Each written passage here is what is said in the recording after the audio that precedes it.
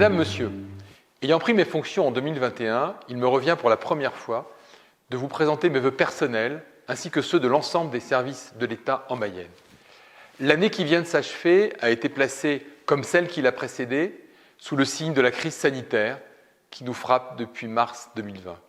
La gestion de cette crise, qui me conduit à recourir à ce format si particulier, est bien sûr au premier plan de nos préoccupations. Aussi, je voudrais commencer mon propos en saluant l'engagement des personnels de santé qui, dans les hôpitaux, les maisons de retraite, les cabinets ou encore les maisons de santé, se sont mobilisés sans relâche depuis 2 ans.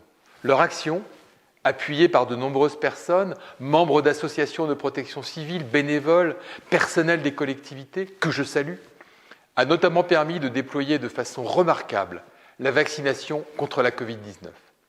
Aujourd'hui, toutes ces personnes sont à nouveau engagées pour relever le défi de la campagne vaccinale de rappel. Nous devons relever ce défi de la vaccination afin de surmonter, je l'espère définitivement, cette épidémie qui nous frappe à nouveau.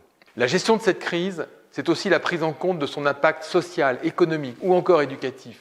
Services de l'État, collectivités, acteurs associatifs, tous restent mobilisés pour venir en aide à nos concitoyens les plus fragiles ou en situation de précarité. La préservation et la relance de notre économie sont également au cœur de nos priorités. Après avoir déployé les indispensables mesures d'urgence, le plan de relance a permis d'injecter près de 150 millions d'euros dans l'économie du département, dont 40 de soutien à l'investissement industriel. Grâce à ces mesures, mais surtout grâce à la ténacité de nos entreprises et de nos entrepreneurs mayennais, nous avons réussi à préserver nos emplois avec un taux de chômage qui atteint un de ses niveaux les plus bas depuis plusieurs années.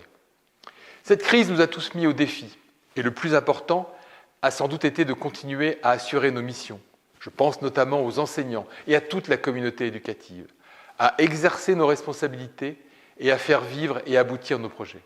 En un mot, de préparer l'avenir, alors même que le quotidien nous apparaît parfois sombre et les perspectives encore brumeuses. Je voudrais ici saluer la vitalité et le dynamisme du monde économique, agricole, associatif et culturel mayennais, dynamisme porté par l'engagement sans faille des élus. À cet égard, je voudrais évoquer 4 enjeux qui sont et seront en 2022 au cœur des politiques publiques et de l'action de l'État. Le premier est celui de la cohésion et de l'attractivité de nos territoires afin de les rendre toujours plus proches, plus accueillants et plus solidaires.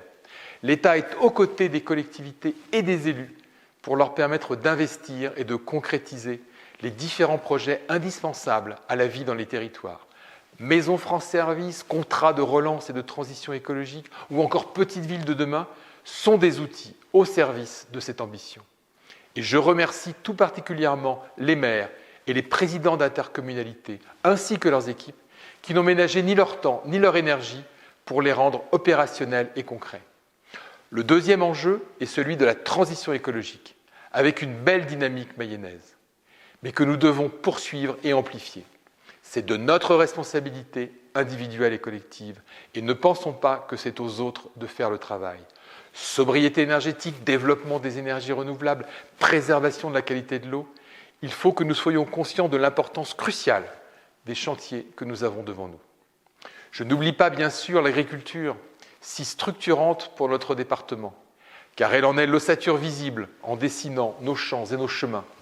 Les défis économiques, la transformation des modes de consommation et les exigences environnementales appellent à une évolution de nos modes de production.